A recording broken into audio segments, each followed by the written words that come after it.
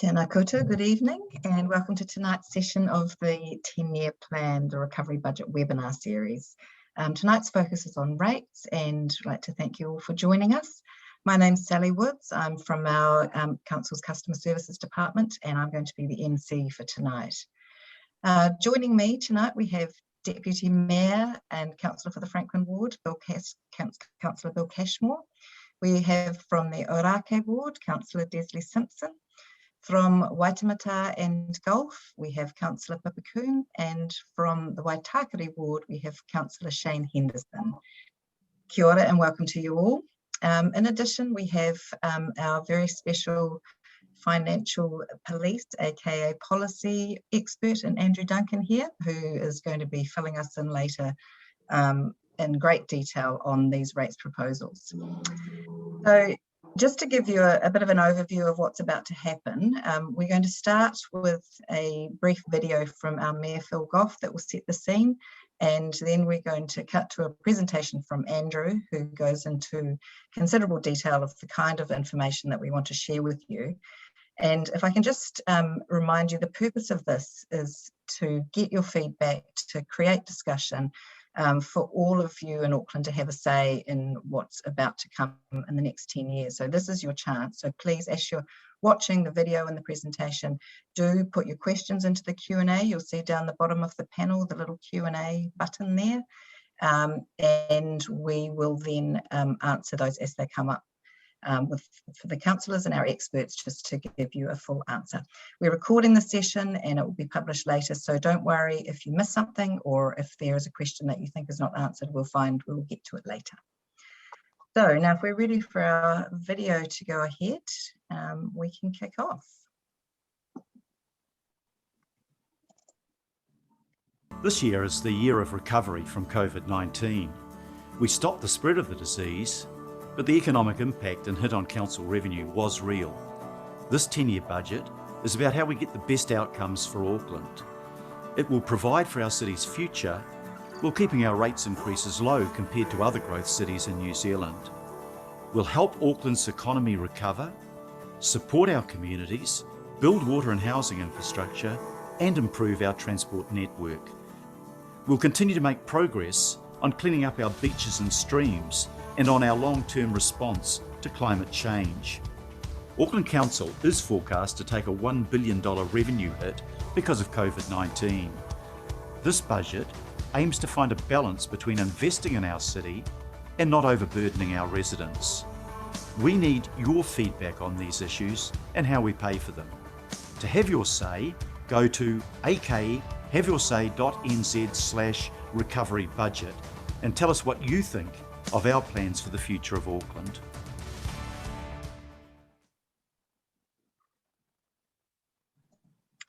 Great, so that's an introduction for us, and we'll be cutting to Andrew as soon as we can get that presentation ready.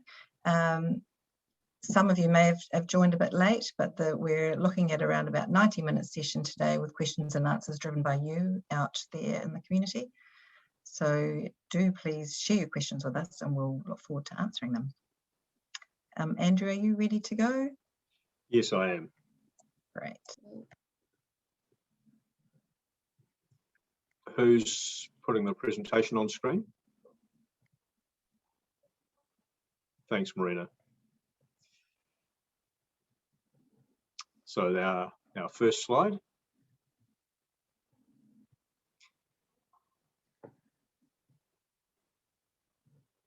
Is it?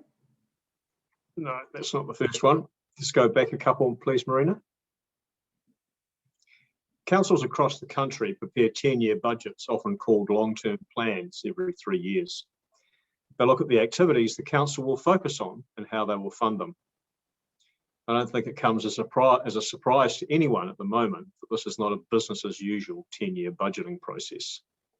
Hearing from Aucklanders on our plans is a key part of the process, and we want to hear from you, from as many of you as we can. Your input will support the elected members as they make the final decisions in June. The council, like so many others, is feeling significant impacts of COVID-19. We're projecting to lose around $1 billion in revenue over the next 4 years. Meanwhile, we still need to plan for the projected growth of the city and to look after the infrastructure that delivers the services we all value. We also need to face up to the challenges of climate change, both in terms of emissions reduction and adaptation to a changing climate. This is why we're referring to this as our recovery budget. Now, the real challenge behind this budget is one of balance. On one hand, an increased need for council investment, but on the other, less availability of funds to make this investment. I've already mentioned Auckland's growth, infrastructure needs and climate change, but we also need to continue the work we've started on our transport network. We need to ensure our activities match the changing needs of our people, and we need to play our part in supporting recovery from COVID-19. At the same time, we have less capacity to invest. We've talked about reductions in expected revenue due to COVID, but we also need to be careful how much we borrow and ensure we have headroom for any future shocks.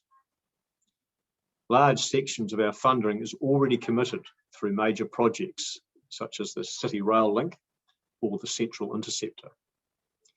We also need to consider the overall impact of funding options we propose on the community we serve. Now, our proposed investment package is across 5 key issues. $31 billion over 10 years. It's essentially our response to the balancing challenge in the last slide.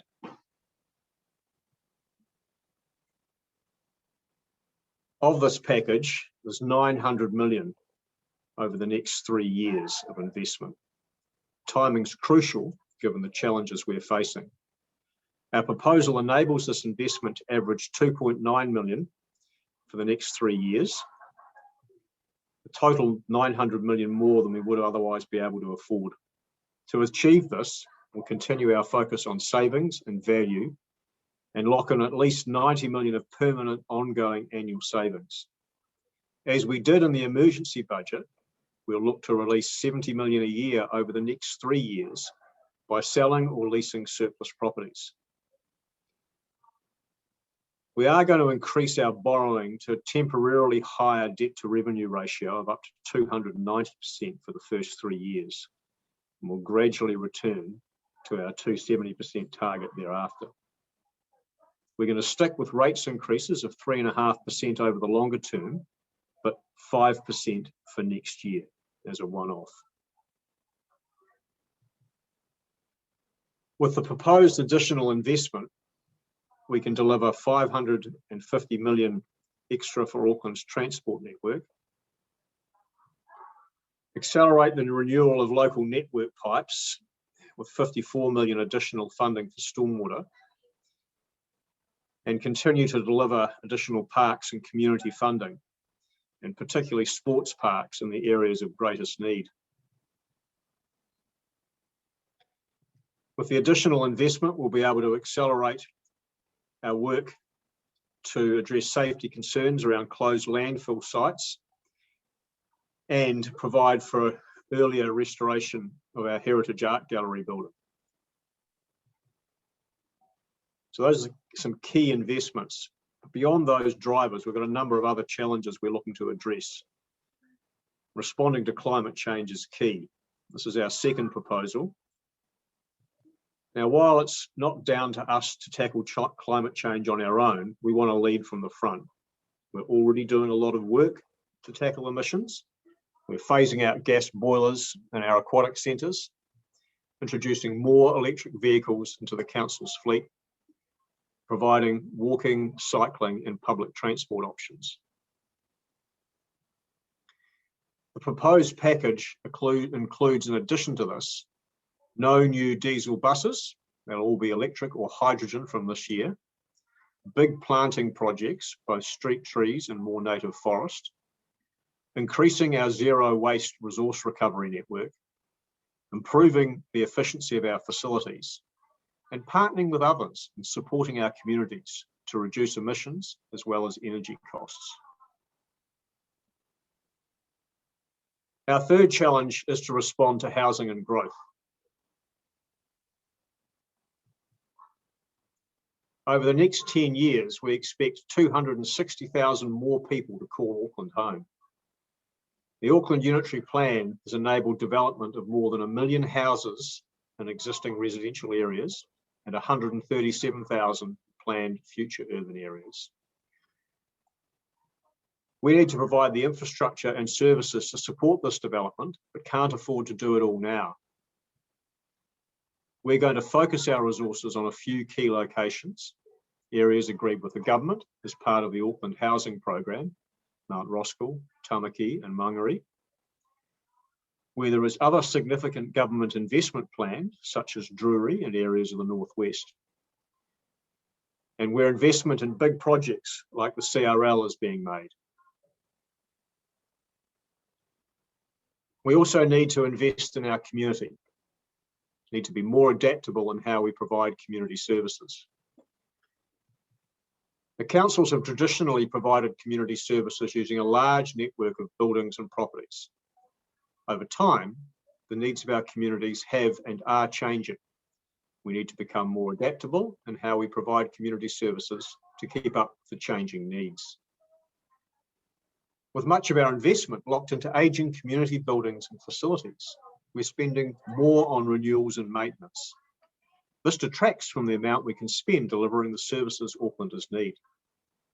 The recovery budget is proposing a move away from an asset-dominated approach to community services.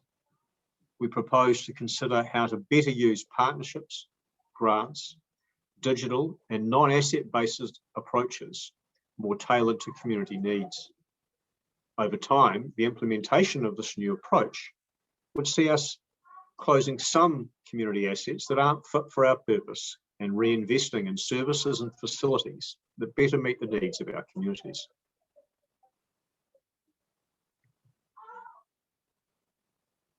The previous 10-year budget accelerated actions to improve our water quality and natural environment. This was funded by the Water Quality Targeted Rate and the Natural Environment Targeted Rate. We're proposing to extend and increase this investment so that we can continue to invest in different parts of the city. The budget proposes to extend the Water Quality Targeted Rate past its end date of 2028 to 2031, so that we can continue to invest in different parts of the city.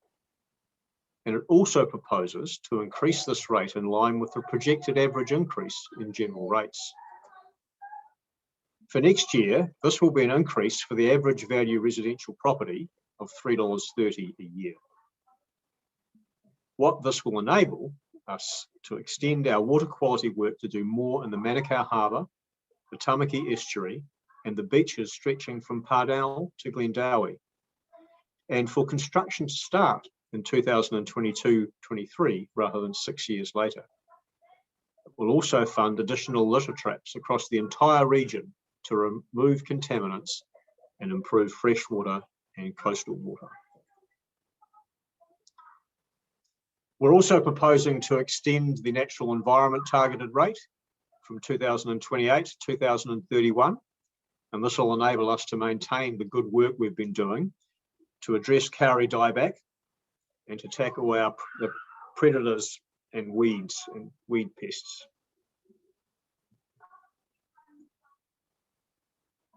We have other priorities as well in our plan. The Council's committed to treaty-based partnerships with Māori. We enable delivery against 10 Māori outcomes strategic priorities through our Māori outcomes portfolio. The portfolio includes our day-to-day activities, supplemented by the targeted use of the Māori Outcomes Fund, $150 million investment over the next 10 years. Examples include the Marae Infrastructure Programme, which helps Marae to be healthy and sustainable cultural hubs. Ngā Kete Akaranga is our cultural capability program. Te Kete Rukuruku is returning names to parks and places across Tamaki. Makaro, and helps us ensure the Māori language is seen, heard, spoken and learnt in everyday life.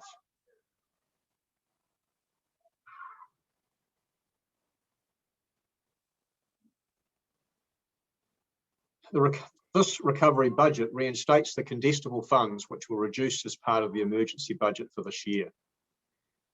We're proposing to embed a $500,000 annual operational fund to work with other organisations to support homeless people, and continue work with the Southern Initiative and the Western Initiative will help disadvantaged sections of our community with skills training and employment pathways. So if we look at how those investments we're proposing impact on rates, for the average value residential property in Auckland, and that's a value of 1.08 million, a 5% rates increase, including the increase to the water quality targeted rate and some small changes to our waste rate, would come out at $150 extra per year, or $3 a week approximately. For the average value business, this is $583.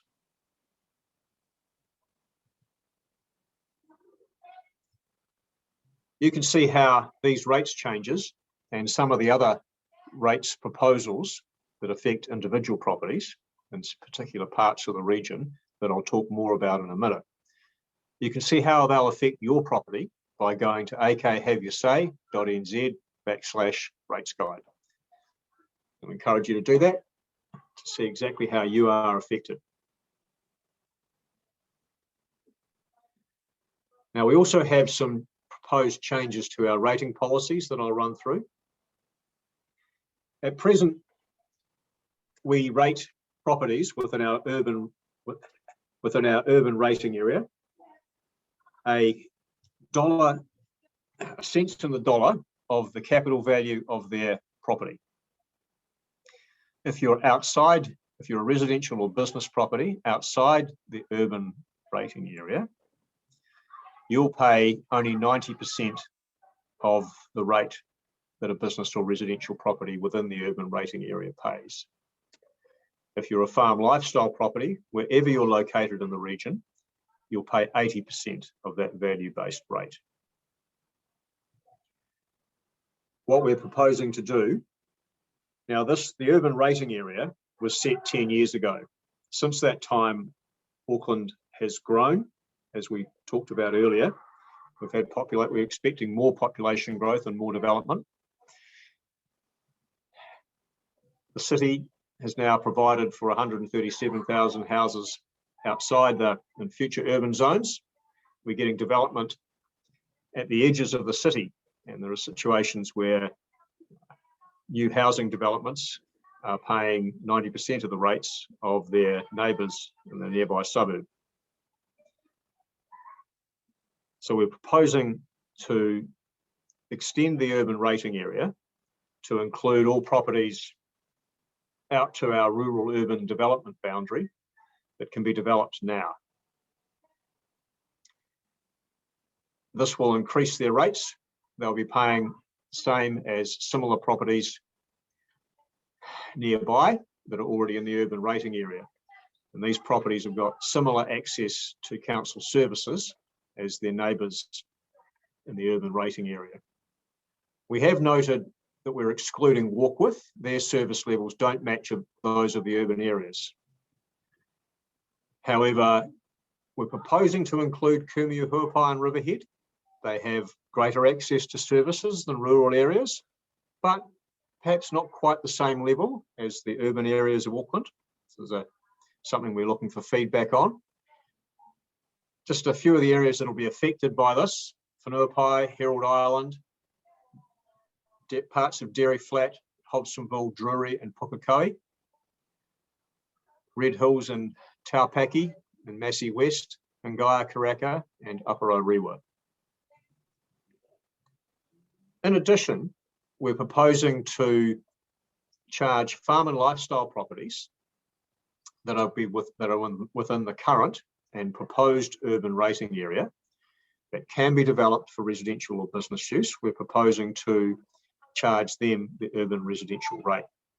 They've got access to the same level of service as their urban rated neighbours, but are only paying 80% of the urban residential rate. It costs us the same to provide the services, whether they use them or not, because most of our costs are fixed for a swimming pool or we have some other changes. Last year, we suspended the accommodation provider targeted rate for 12 months as our borders were closed and there was no international tourism. We also reduced our spending on visitor attraction and major events. The council's put out 3 proposals to consult on when we might reinstate the rate: 1st of April this year, 1st of January 2022, or 1st of July 2022. This gives the council the options, a range of options, so they can take into account what's likely to happen in the tourism market in that time period.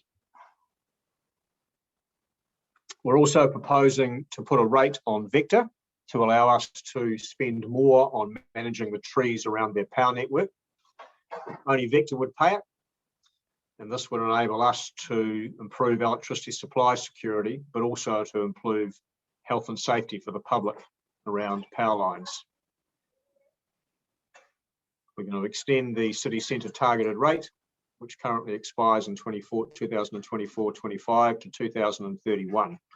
Now, this is only paid by residents and businesses within the city centre, and it allows us to do additional investment in making the city centre an attractive place to work, visit and live. And the extension will allow us to have an additional 157.7 million to invest over the extended period from 2025-26 to 2030-31. And there's a proposal to introduce a bus service to connect the residents of Paremaremo to Albany and our wider public transport network. That will be funded by a targeted rate on the residents in the area. We're keen to get your views on all these proposals, and you can find out how to do that at AK Have Your Say. We want as many people from Auckland's communities as possible to put their thoughts in, so that can be taken into account in the final decision making. We've got translated summaries, feedback forms available in a range of languages, and we can take your feedback online through social media. We've got documents available at our libraries and service centres that you can read, and we look forward to hearing from you. You can take feedback, Facebook, and a range of other sources, Instagram and Twitter.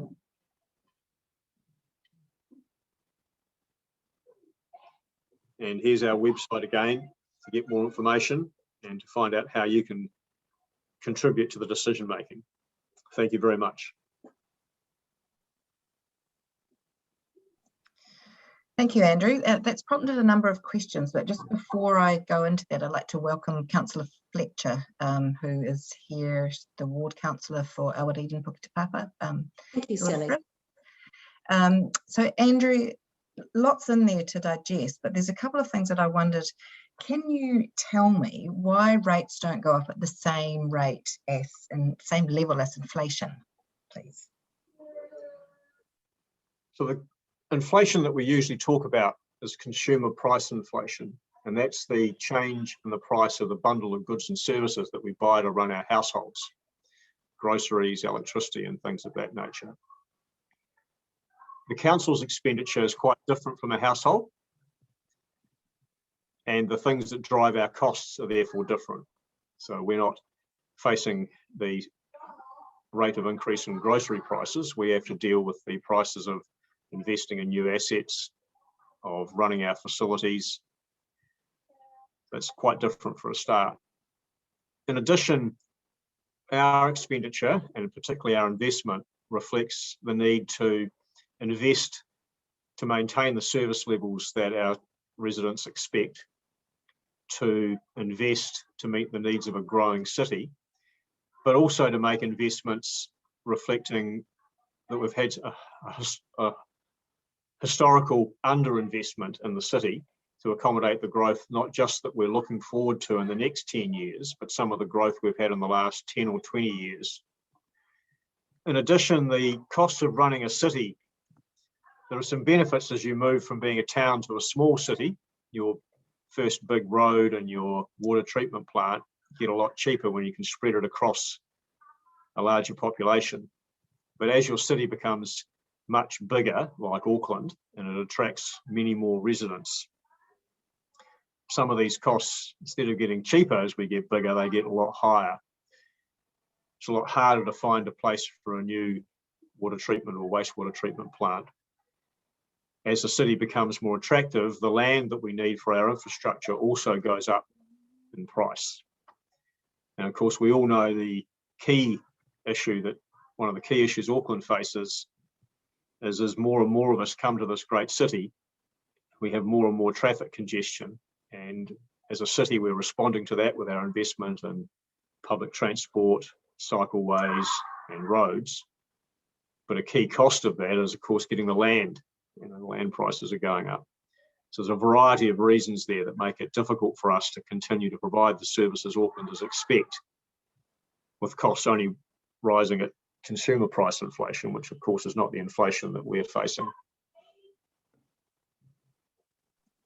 Thank you. I wonder, Councillor Cashmore, would you like to add anything to Andrew's response? Thanks very much, Sally, and Andrew responded that thoroughly. But if you look at an analogy of a family with one child and their basket of groceries each week cost them $250 or $270, they have a second child, a third, and a fourth, it expands what is required way over and above the inflation rate.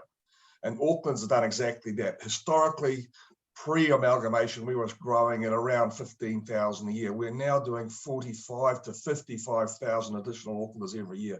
And we have to provide that infrastructure. You think about what's required: the underground pipes for reticulated water, wastewater, stormwater, footpaths, lighting, roads. And yes, the developers cover some of those costs inside the development, but the very expensive trunk infrastructure, the big pipes, the big roads, the rail networks come at council's cost. And that's a very large number. And we spread that by debt over the lifetime of that particular asset. You look at public transport, public transport's grown enormously. That's a fantastic thing. But the subsidy on public transport costs us. We gain by having less people on the roads, but there is a financial cost of subsidisation of public transport. And we have to do that to attract people to public transport, because it is actually as a countervailing effect on our roads and other networks. But it does come at a cost. And also public's expectation has got increasingly higher. I remember playing rugby when I was a young fella a couple of years ago, and there was usually a swamp at the bottom of every rugby field. You sort of slid through it, lucky if you didn't get drowned at the bottom of a ruck. Well, that's not acceptable these days. Now, they want beautifully drained, sand-splitted playing fields, the playgrounds. Look at those beautiful playgrounds we have these days. In my day, it was a bit of pipe concrete into the ground. You didn't want to fall off it too many times, but do yourself serious injury. So the world has moved into a different place, a better place, but it is a more expensive place. So growth, expectation, and the cost of actually delivery are all very, very real. But that's what Aucklanders are demanding, and it comes at a price. Thanks. Great, thank you. Councillor Simpson, I wonder, can I come to you? Do you have anything to add? Look, thanks, Sally, and good evening, everybody. I think, we've all seen the media on what's happened to Wellington when you don't actually invest money in renewals of some of your assets. And one of the big things around this budget is the extra money that we're putting in for renewals. Renewals are up 50% from the last LTP and 75% on the one before. And one of the big winners of this budget around that infrastructure investment is water, both supply, waste and stormwater. If the proposal, of course, is the 5% in year one and then drops down to 3.5%, but over that, if that investment proposal goes through, we will see a 62% increase in capital expenditure for water. And I think that's absolutely important. I mean, where I live in the Ōrākei ward and where Councillor Coombe and Councillor Fletcher, some of those pipes for infrastructure below the ground, they were built in 1917. And, we have had a policy in the past that if it's broken, we fix it. But actually what we're doing now is actively replacing those pipes before they break. And I think that's really, really important. So in the first 3 years, we plan on renewing about 50% of those below the ground pipes, so that we don't get sewage flowing down our streets and into the harbours. And I think that's just on the, that's not even concentrating on the repair work under the water quality targeted rate. That's kind of in the wider rate space as well. So I think as a council we're saying, look, if we allow us to just keep building new stuff and not looking at some of the existing stuff, we're going to get ourselves into strife. So we really need to start investing. And some of the other cities around New Zealand, they're looking at much larger rates rises than we are, because they have left it potentially a little bit too long. But we're trying to get on. We're trying to get on and do that kind of stuff, but keep it reasonable, inverted commas, as reasonable as we can for the average ratepayer. Thank you. Thank you. So I think, am I hearing you say that if we had no rates increases for the next year or two, all of those things you described would be not happening? So no investment, no. Yeah, I don't think you'll find any growth city throughout New Zealand proposing a zero rates rise. A lot of people think, oh, look, times are tough, don't put the rates up, and that's a really easy thing to ask, because it sounds about right, doesn't it? Things are a bit tough, don't put the rates up. But actually what happens is that we keep getting more people, we keep being asked to build more things, replace more things, renew more things, do more. And yet, if you don't have the income to do that, you do actually end up by going backwards. I mean, Andrew will probably add some more around that, but I'm worried that we don't have enough. Look, we don't have enough money. We don't have enough money to do what we want to do. And one of the real reasons for that is COVID. COVID has taken away most of our external income. We have been in the past very proud of the fact that as a council, we only take about 40% of our income from the ratepayers and 60% from other places. Other councils throughout New Zealand get much more from their ratepayer from a percentage wise. But of course, that was all very well then. You take away that 60% and you're left with a very small amount of money to do all the things that you used to be able to do. But yes, there's a real risk that we will go backwards, and we just cannot afford to go backwards. Right, that's pretty sobering. I wonder, just before I go back to Andrew with some more questions, are any of the other councillors on the panel who would like to just chip into that conversation? No? I'm happy to chip in for a moment, Sally, and that is that even without the difficulties we've experienced with COVID, there would be a real challenge ahead of us because of this whole vexed issue of trying to get, when the cities all came together, even though they were statutorily required to 100% depreciate, that wasn't happening. So this issue of trying to look to the future, trying to look at renewals, trying to actually look at sustainability, this is where true sustainability comes from, is something that the council hasn't sufficiently prioritised over recent years. So this budget, I'm not calling it for me personally, I'm not calling it the recovery from COVID budget, I'm calling it the renewals budget, because it's the chance that council has to actually come to grips with some of these really big issues, which thus far it hasn't sufficiently well tackled. Thank you. And I can see that Councillor Henderson is ready to say something. Over to you. Yeah, I'll just briefly jump in as well, as that a number of councillors have touched on it already around levels of service, and Auckland is asking us to do more. Well, there's another thing that Aucklanders have consistently asked us to do more whenever they've been asked about it, and that is climate change. And so this budget has around $150 million in investing in both the mitigation side, so trying to reduce our emissions as much as we can, but also adaptation, so changing to a new world where things like coastal erosion is more likely and more damaging, where weather patterns will result in flooding or droughts and those kind of things. So Aucklanders have asked us to do that in previous consultations. That's another thing we're going to the public and asking about. Thank you. And so that's all the feedback that we're looking for to those questions would be great. Thank you. I think we have got some questions from the public, but before I do that, I'd quite like to wrap up this discussion on hardship and rate prizes. And I think, Andrew, you might be able to talk through some of the options that ratepayers have if they're in financial difficulty, or the options that they have, rather than us affecting the amount of rates that we're charging. There are other opportunities to actually manage what you pay to council.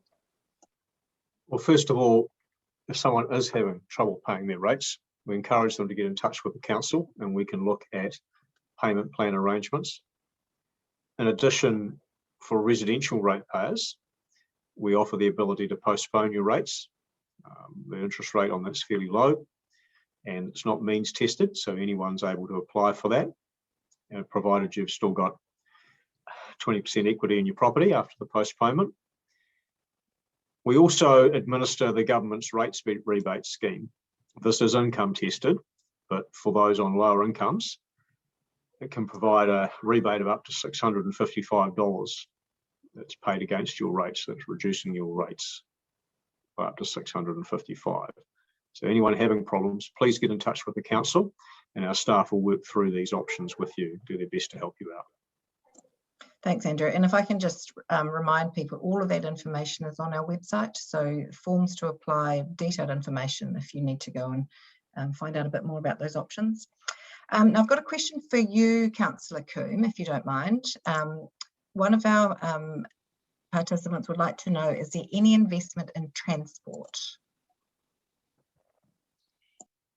Kia ora and good evening, and thank you for that question about transport. I mean, there is a huge amount that's we're looking to invest over the next 10 years, and I really recommend grabbing or having a look online the consultation document, because it goes through what we are proposing to fund and what the difference makes if we can go ahead with a 5% rates rise for the first year of this 10-year budget, because it locks in things like restoring the local board capex, transport capex fund, which has makes a huge difference for local boards to do their local investment in transport initiatives.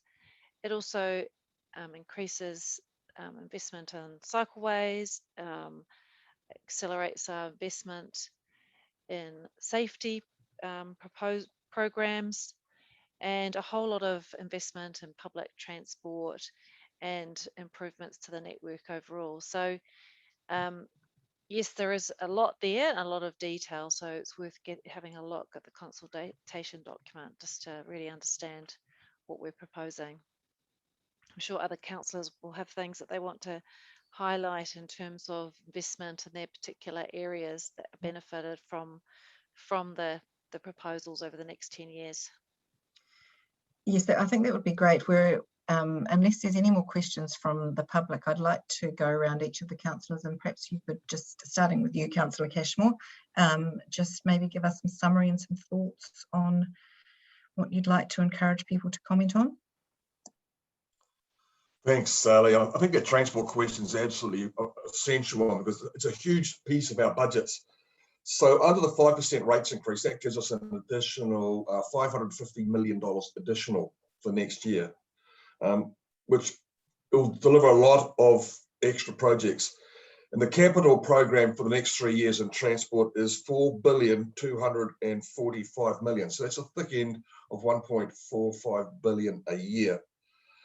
Also, just on Friday, the Mayor and the Minister of Transport announced ATAP, which stands for the Auckland Transport Alignment Project, which is a critical document that puts the government funding and planning alongside council's funding and planning, and with KiwiRail, to deliver a $31 billion program over the next 10 years. And that's things like CRL, it's things like the Eastern Busway, it's things like Penlink, it's roading improvements, it's more and more cycling and active modes, it's increasing the bus services, and it's advancing light rail discussions and hopefully planning and delivery.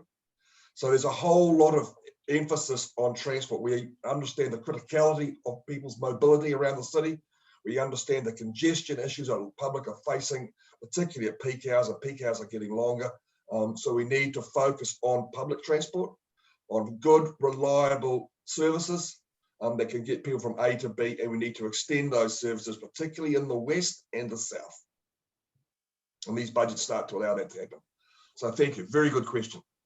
Great, thank you. I'm just going to go clockwise around my screen. I'm sure it might not be clockwise for you, but Councillor Simpson, you're next on my rotation. If you've got any final comments or thoughts on those transport subjects.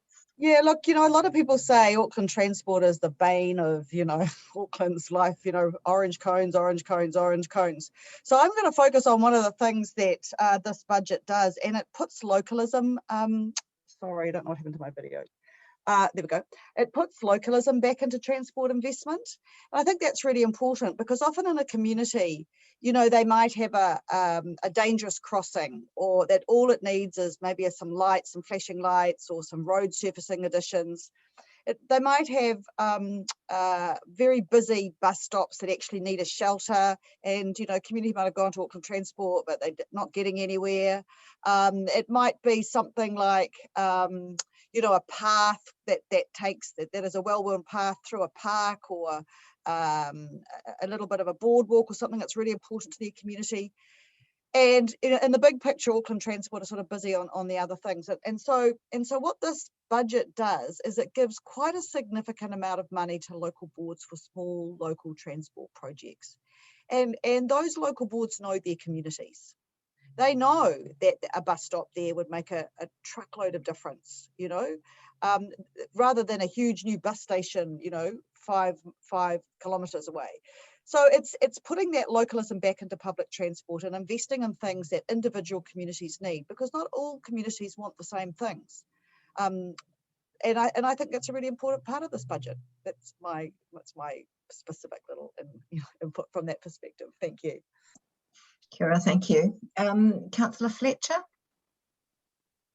Oh, thank you, Sally. Look, I just want to speak briefly. There's no predetermination here. This is the public's opportunity to actually voice those views that they have. They don't have to comment on the whole budget because it's a complex document, but they have the right to speak up on those things that they see as priorities for Auckland moving forward. We've talked tonight about some of the difficulties that we've got in terms of balancing growth with renewals and so forth. But, there's a lot in it. I don't personally like the targeted accommodation rate, and I don't like the fact that there are areas of exclusion. Some parts of the region are included, some parts aren't. But, you can comment on that. You can comment on the targeted rates, if you like, or you can talk about whether or not you think this is affordable for Aucklanders going forward. The bottom line is we do need to invest more. Everybody wants to do the sexy new projects, but nobody wants to do the catch up on renewals and so forth. There's also a huge area of work to be done in the community space, where we've got duplication of a lot of assets and the opportunity for us to try and look more cohesively at the equity issues for the region in terms of what those facilities might be that we can expect as Aucklanders, irrespective of where we live. And that's a really hard discussion, a hard debate to have. But I'd love to hear from Aucklanders. This is their opportunity on the long-term budget, and I hope they realise it's not, you can't look at it and just say, oh, well, take it or leave it, it's all or nothing. I think that there is some room for movement within it, and I really want to hear from Aucklanders, so to hear from them as to what their priorities are. Forgive me, I've got a very red nose because I've got a cold, but maybe we'll have some racing tomorrow and I can stay off video, but I thank you for the opportunity to put my ideas forward. Thank you, that's great. And I think the really important message that Councillor Fletcher and all of the other councillors have been raising is it isn't every single thing you need to comment on, but this is for every person who cares, needs to have their say. Councillor Henderson, can I roll to you now for final thoughts? Yeah, absolutely. I think my colleagues have made really great points, and I just kind of add that, look, keep it freestyle. I mean, we are consulting on specific projects and specific things, but this is also a great chance for us to just hear about how you are living in your neighbourhood and what would improve your life as an Aucklander. And it might be small things, it might be big things, it might be your local bus shelter, or it might be that you need us to prioritise more on cycling or walking generally, you know. Just have at it with what your thoughts are, because we read them and we debate them, and now's a perfect opportunity to hear them. Great, thank you. And Councillor Coombe, back to you. Any final thoughts from you? Yes, thank you. What I hear a lot through the consultation that Council undertakes on this 10-year budget or other annual budgets is that a debate about that we should get back to basics and just focus on our core business. And it comes from a whole range of different sectors who all have a different view about what our core business is. So we've heard from, say, organisations that represent businesses, and they tell us we should be focusing on economic development, or we hear from community groups who tell us we should be focusing on the local and supporting local initiatives. Or we hear from a whole range of different views about what our core services should be. And I think I always bring it back to, well, the Local Government Act really says to us that we have, and I'm going to just look at the exact wording, is to promote the social, economic, environmental and cultural well-being of our communities in the present and for the future. So by understanding what the priorities are of our community across those 4 well-beings, we can prioritise our budget. And there's no such thing of just saying we have to only fund a very narrow definition of what someone's idea of core business. Yes, we have to ensure the rubbish is collected, there's water in the pipes, we've got to ensure that we have roads that are maintained, and that our parks look good. But we have a whole range of other services and obligations that our community has said are important to us. So that's why I think that's really important, to get the feedback around what the priorities are. And the things that I'm hearing for sure is we've got to respond to the climate emergency. We really have to fund alternative ways of getting around Auckland. It can't just be investment in roads. We have to take care of our environment. That investment in our water infrastructure is absolutely vital. It's just unacceptable that we have sewage going into our harbours anymore. And that we also have to be looking after the well-being of our communities. And we saw that with the COVID response, that councils stepped up and took on all sorts of roles. We had people delivering food, checking on pensioners, making sure people were okay, having a civil defence function. And that wouldn't be possible if we weren't a council that was properly funded and actively engaged for the community. So I think, it's an important debate about what we should be focusing our funding on. And this is why we really need to have feedback about what the community wants us to prioritise. So thank you for the opportunity to take part in the webinar, and I look forward to reading the feedback. Thank you. Kia ora. Thank you, Councillor Coombe. Now, I don't want to cut anybody short, but if there are no more final thoughts, any burning things that people want to say before we close this webinar? No. Yes. One thing. Thank you, Councillor. Lobby your local members of parliament, because we need a better response from government on the type of partnership that we might have going into the future. A lot of work's been done in the past trying to get government to the table on transport, and we've got some good progress, but we still don't know where they're going to stand on issues like the operational cost to the CRL, which, that there's uncertainty around that. But more importantly, if we are to get some of these new developments off the ground, we need government's help in being able to do it for all the services and the infrastructure that is required. So partnerships are important. And I would just, it's not just council who can provide, it's central government as well. So we all need to be a larger voice in terms of getting the recognition of the importance to New Zealand of Auckland growing. Thank you. And a bit of background, family whānau joining in that conversation. Anything else before we finally wrap up here? No.